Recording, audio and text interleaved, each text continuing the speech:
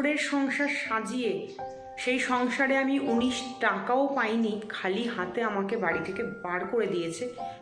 19 বছর একটা মানুষের ধৈর্য ধরার জন্য কি খুব কম সময়? এটা যারা বলে তারা কি পারবে? আমার এটাই তাদেরকে প্রশ্ন। সবাই সবার মতো করে হিসেব করে বলতেই পারে, থেকে গেলেই পারতে, আর একটু ধৈর্য ধরলেই পারতে, কিন্তু আমার ধৈর্যের বাঁধ ভেঙে গেছে। 19টা বছর অনেক অনেক অনেক কষ্ট সহ্য করেছি, তারপরেও নিজের টাকায় নিজেই চলেছি, তারপরেও আমার জীবনে শান্তিটা আমি পাইনি। শুধুমাত্র কি শ্বশুরবাড়ি আর স্বামীর তো নাম গোছানোর জন্যই কি পড়ে থাকতে হবে? তো চলো, আমি এখানে ফ্রিজটা ধুয়ে পরিষ্কার করে নিয়েছি, আর আলনা থেকে দেখতে পেয়েছি জামা কাপড় সমস্ত কিছু বিছানায় গোছগাছ করে রেখে দিয়েছি, কিন্তু আমি সেগুলো কিছুই নিয়ে বেরোতে পারিনি, কারণ আমাকে সেগুলো নিতে গেলে নাকি টাকা পয়সা দিয়ে তারপর নিতে হবে। আমার কিছু জমানো টাকা রয়েছিল, ঘটে রেখেছিলাম, আর আমি এটা স্বপ্নের একটা ঘট, মানে আমি আমার একটা স্বপ্ন পূরণ করার জন্যই ঘরটার টাকা জমাচ্ছিলাম। কাজ করছি, খরচ করছি, আর কিছু টাকা আবার এখানে জমানোর চেষ্টাও করছিলাম। সেই ঘটের টাকাগুলো ভেঙে আমি আর সহ্য করতে পারিনি। তো আস্তে আস্তে আমি তোমাদেরকে সবটাই বলবো। তো আপাততভাবে আমি এটুকুই বলছি যে ঘরে যার টাকা ছিল সেই টাকাগুলো গোছ করে দেখলাম এখানে 9,000 টাকা মতো আছে। সেই টাকা নিয়ে আমি বাড়ি থেকে বেরিয়ে আসছি, আর বেরোনোর সময় দেখতেই পেয়েছো কটা ব্যাগ নিয়ে বেরিয়েছি, কোনো কিচ্ছু আমি নিয়ে বেরোইনি।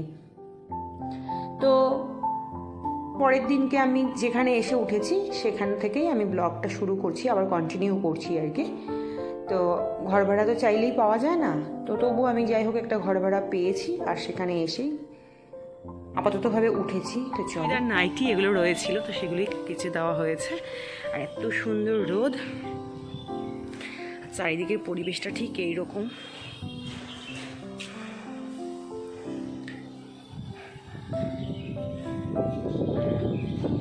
এরকম বড় একটা ছাদ পেয়ে মনে হচ্ছে যেন সমস্ত কিছু জামা কাপড় যদি কেচে দেওয়া যায় আর শুকিয়ে যাবে ঝালঝাল করে। তো চলো নিচের দিকে যাওয়া যাক।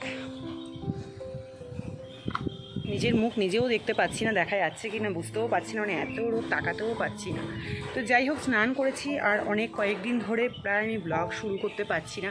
অ্যাকচুয়ালি আমি একটু গ্যাঞ্জামের মধ্যে রয়েছি না, যে আমি কোনো রকম ব্লগ শ্যুট করতেই পারছিলাম না। তো যাই হোক, এখন ভাবলাম যে আজকে অনেকটা গুছিয়ে নিয়েছি, আর গুছিয়ে উঠতে পেরে ভাবলাম যে আজকে এখন থেকে ঠিক ব্লগটা শুরু করি। তো চলো, স্নান কমপ্লিট করেছি, আর জামা কাপড়গুলো তো ছড়িয়ে দিয়েছি, তার সাথে সাথে বেশ চুলটাও কিন্তু আমার শুকিয়ে যাচ্ছে। তো চলো নিচের দিকে যাওয়া যাক, আর চুলটুলো আঁচড়াবো। তো চলো যাই। কি সুন্দর ভিউ না, খুব সুন্দর লাগছে, ওপরটা একদম রোদে ঝলঝল ঝলঝল করছে। চারিদিকটা একটু ঘুরিয়ে দেখালাম। চলো নিচের দিকে যাই, বেশি রোদে দাঁড়িয়ে থাকা যাবে না। এখন এসেছি, আর এসে চুলটুল আঁচড়ে মুখে ক্রিম এই সমস্ত করে নিয়েছি। তো চলো এবার যাবো হচ্ছে রান্নাঘরে, আর রান্নাঘরে গিয়ে এখন কিন্তু ঘড়িতে অনেকটা বেজে গেছে, দাঁড়া বলছি 12টা 8 বাজে, আর সকালে আমি রুটি খেয়েছি, রুটি তরকারি খেয়েছি, চা খেয়েছি। তো এখন বেশ সকাল সকাল খাওয়া দাওয়া হয়ে যাচ্ছে। তো এখন যাব হচ্ছে রান্নাঘরে। তো চলো রান্নাঘরের দিকে যাওয়া যাক, আর রান্না বান্না করব। তো চলো কী রান্না করব সেটাই তোমাদের সাথে শেয়ার করি। চলো,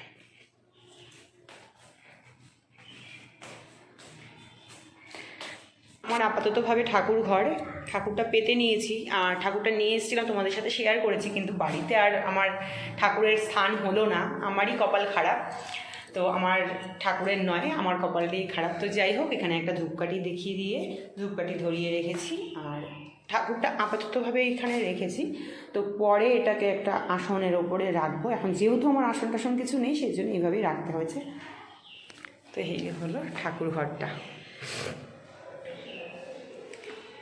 চলো, আর এইবার রুম আপাততভাবে আমি এইখানেই রয়েছি, কারণ আমি যেহেতু ওই বাড়ি থেকে বিছানাপত্র কোনো কিছু নিয়ে আসিনি, তো সেই জন্য আমি নিয়ে এসেছি বলতে আমি খাট ফাট কিছু নিয়ে আসিনি, মানে খাট ফাট কিছু নিয়ে আসিনি। আমি আমার বালিশ, বিছানার চাদর টাদর টুকটাক একটু নিয়ে চলে এসেছি, যেন আমি আপাতত রাতটা কাটাতে পারি, মানে রাতগুলো কাটাতে পারি, সেই রকমভাবে একটা নিয়ে চলে এসেছি। এটা নিয়ে এসেছি, আর টুকটাক এই জিনিসগুলো নিয়ে এসেছি। কাজের জিনিসগুলো এখানে রয়েছে, কাজ ছাড়া তো হবে না। আর এখানে বস্তার মধ্যে, ব্যাগের মধ্যে রয়েছে আমার কিছু জামা কাপড়, যেগুলো না নিলেই নয়, তো সেইটুকুনি নিয়ে চলে এসেছি। এই হলো আমার ঘর, আর এটা নিয়ে এসেছি। তো এটার মধ্যে আমি আপাততভাবে এইগুলো রেখেছি, আর এখানটায় আয়না চিরুনি এইসব। আর রান্নার জন্য আমি থালার মধ্যে উচ্ছে আলু ভাজা করব, আর হচ্ছে এগুলো দিয়ে কি করা যায় দেখা যাক। কোনটা দিয়ে কার সাথে কাকে ঠিক করব আমি বুঝে উঠতে পারছি না, একটু হিজিবিজি তো লাগবেই। আর এদিকে বাজার টাজারগুলো রয়েছে, গতকালকে বাজার করেছি, মুদি সদা এই সমস্ত কিছু করা হয়েছে। তো চলো, ভাত বসিয়ে দিয়ে দিয়েছি, আন্দাজ তো একদমই বুঝতে পারছি না, যাই হোক দেখা যাক কী হয়। এদিকে ভাত হচ্ছে, আর এদিকে সবজি বানিয়ে নিয়েছি, করব হচ্ছে বেগুন ভাজা আর পটল ভাজা। এদিকে সবজি বানিয়ে নিয়েছি আর বসাবো। এখন ধরে কথা বলতে বলতে আমি আসল কথাটাই বলতে ভুলে গেছি যে তোমরা কেমন আছো। তো হ্যালো সবাইকে, কেমন আছো তোমরা সবাই? আশা করি সবাই খুব খুব খুব ভালো আছো। আমিও ভালো মন্দ মিশিয়ে মোটামুটি ভালোই আছি। সীমার লাইফস্টাইল চ্যানেলে তোমাদের সবাইকে আরও একবার ওয়েলকাম জানিয়ে আজকের ব্লগটা কিন্তু শুরু করে দিয়েছি বেশ অনেকক্ষণ আগে থেকেই। তো চলো, এদিকে হাঁড়িতে ভাত হচ্ছে তোমাদেরকে দেখিয়ে দিয়েছি, আর এদিকে সবজি বানিয়ে নিয়েছি।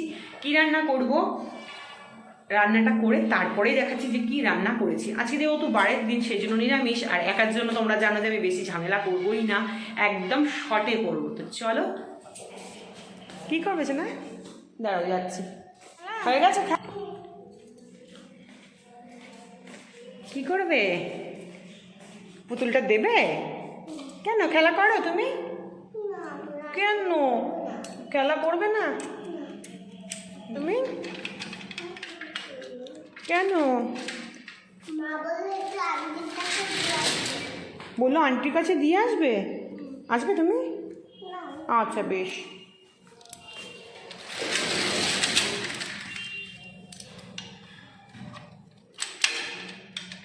ও হচ্ছে পুতুলটা নিয়েছিল আর পুতুলটা দিয়ে গেল।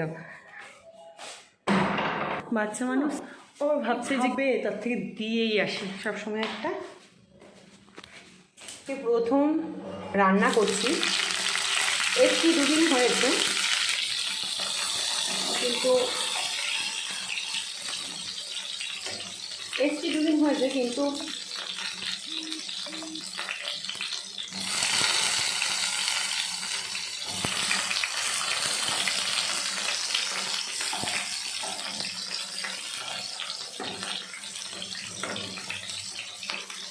সেই জন্য আমি ভাতটা হয়েছে গড় দিয়ে, তারপরে আমি এদিকে ভাজাটা বসিয়েছি। দুদিন হয়েছে, কিন্তু মানে আমি এসছি হচ্ছে গত পরশু দিনকে এসছি, বৃহস্পতিবার দিনকে আমি বাড়ি ছেড়েছি। বৃহস্পতিবার দিনকে এসে আর খাওয়া দাওয়া সেদিনকে হয়নি, মানে আমি আসার পথে, মানে যখন বাড়ি থেকে বেরিয়েছি আসার পথে আমি রাস্তা থেকে পরোটা কিনে নিয়ে খেয়েছি, সেই খেয়ে আর রাতে একটু চা বিস্কুট খেয়ে রাত কাটিয়ে দিয়েছি। গতকালকে ছিল হচ্ছে আমার একটা পার্টি মেকআপ, সেটা সকালে একবার গেছি, আবার দুপুরে একবার গেছি। তারপর গিয়ে ওই কাজ করে সকালে যখন গেছি, যাবার পথে কোনো কিছু করিনি, যাওয়ার পথে সোজা কাজে গেছি, ফেরার পথে বাজার টাজার করে নিয়ে যা যা সদাইপত্র করার ছিল সেইগুলো করে নিয়ে তারপরে আমি বাড়িতে এসেছি। আর পার্সেল খেয়ে গতকালকে পার্সেল খেয়ে কাটিয়ে দিয়েছি। আজকে আমি যেহেতু গতকাল বাজার, চাল, মুদিখানা দোকান সমস্ত কিছু হয়েছে, আজকে থেকে আমি রান্নাটা শুরু করেছি। মানে এই বাড়িতে নতুন সংসারে আজকে আমার প্রথম রান্না করে আবার এসছি। এখানে রান্না করেছি হচ্ছে ওই সব রকম সবজি দিয়ে একটু শুক্তো মতো না পাঁচ তরকারির মতো, যাই হোক একটা কিছু হবে। আর একটু ঝোল ঝোল রেখেছি, কারণ যেহেতু ডাল টাল কিছু করিনি, এটা করেছি। আর হচ্ছে এখানে করেছি হচ্ছে পটল ভাজা আর বেগুন ভাজা। আর এখানে তো ভাত রয়েছে, কিন্তু মনে হচ্ছে ভাতটা অনেকটা বেশি হয়ে গেছে, থাকবে, কালকে বাসি খেতে হবে। আর এখানে রয়েছে হচ্ছে সকালের রুটি আর তরকারি, মানে একটা রুটি আর সেই জন্য। আর এখানে রয়েছে হচ্ছে একটু বাসন থাকুক, এগুলো পরে মাজবো। এই হয়েছে রান্না আমার, আর এই হয়েছে রান্নাঘর। ঠিক আছে, এখন এসেছি হচ্ছে দরজার পর্দাগুলো লাগাবে, মানে পর্দার যে পাইপগুলো, সেই পাইপগুলো লাগানোর জায়গা ছিল না, সেই পাইপগুলো লাগাতে এসেছে। আর এসছে হচ্ছে আমার ঘরে ফ্যান লাগাতে। তো চলো তোমাদেরকে দেখাই। তো এখানে ফ্যানটা লাগিয়ে দিয়ে গেছে, ফ্যান ছিল না, আর গরমটা কিন্তু বেশ আছে। আমি আসার পরে দুটো দিন কিন্তু ফ্যান ছাড়াই ছিলাম, আর পর্দাগুলো মানে ছিল না, পর্দার পাইপগুলো। আর পর্দাগুলো আমি বাড়ি থেকে নিয়ে এসেছিলাম, কারণ এগুলো আমি দুর্গাপুজোর আগে আমি কিনেছিলাম। তো পর্দাগুলো নিয়ে এসেছি, কারণ আমি যেখানেই যাই না কেন জানালা খুলতে গেলে তো পর্দাটা লাগবেই, সেই জন্য পর্দাগুলো নিয়ে এসেছি। ওই যে বললাম না, টুকটাক ঠিক যেইটুকুনি লাগবে একদম এমার্জেন্সি সেইটুকুনি আমি নিয়ে বেরিয়ে এসেছি। আর আজকে কি রান্না করেছি তোমরা তো দেখেইছো। আর পটল ভাজতে গিয়ে আমার সারা গাল আজকে প্রচণ্ড তেল ছিটে এসে পড়েছে। মানে পটলটা যেই তেলে দিয়েছি আর ছিটকেছে, এমনভাবে মানে ছিটেছে যে আমার পুরো গালে প্রায় 10-15টা জায়গায় একেবারে ক্ষতবিক্ষত করে দিয়েছে। তো তারপর খাওয়া দাওয়া কমপ্লিট করেছি, আর পর্দা টর্দাগুলো সমস্ত কিছু লাগিয়ে নিয়েছি। আর এখানে ওই ওবেলায় কয়েকটা কাছাকাছি করে ছাদে ছড়িয়ে দিয়েছিলাম, সেগুলোই নিয়ে এসে ভাজ করে গোছগাছ করে একটু রাখছি, ওই আর কি। পটল ভাজতে গিয়ে তেল ছিটকে এসে পড়েছে, আর তেল ছিটকে এসে পড়ে দেখো এই পোর্শনটা দিয়ে আমার পুরো ছিটছিট, এখানে গলার পোর্শনে মানে অনেক জায়গা হয়েছে, হাতে হয়েছে, চারিদিকে হচ্ছে, মানে পটলটা তেলে ছেড়েছি আর ফটাস করে ফেটে চারিদিক দিয়ে হয়ে গেছে। তো যাই হোক, সময় খারাপ হলে সব কিছুই একসাথেই হয়।